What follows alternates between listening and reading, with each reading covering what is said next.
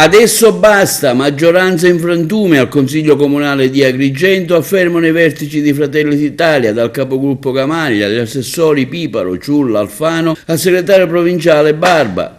La bocciatura del programma triennale delle opere pubbliche 24-26 al Consiglio Comunale di ieri sera ha segnato il crollo della maggioranza a sostegno della giunta del sindaco Miccichè.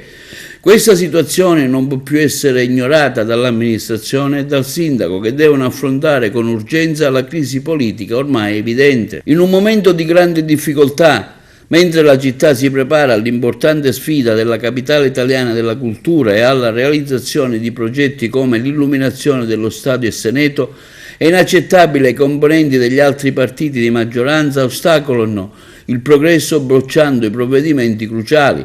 Questo comportamento, per i vertici di Fratelli d'Italia, è un atteggiamento ostruzionistico legato a un vecchio modo di fare politica tenuto da parte dei consiglieri comunali, compromette il bilancio e paralizza l'amministrazione comunale. Chiediamo pertanto al sindaco Miccichè di riconoscere la gravità della situazione e di prendere le necessarie decisioni.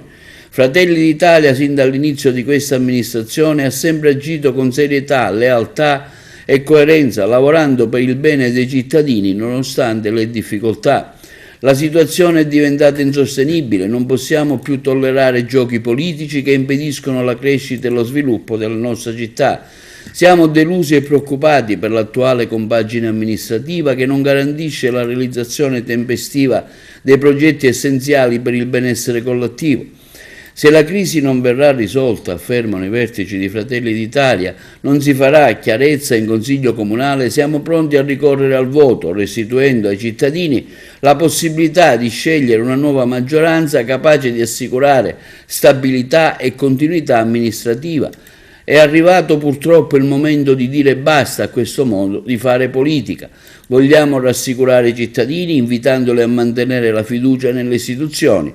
Faremo tutto il possibile per superare rapidamente questo momento di difficoltà, lavorando con impegno e dedizione per un futuro migliore della nostra città.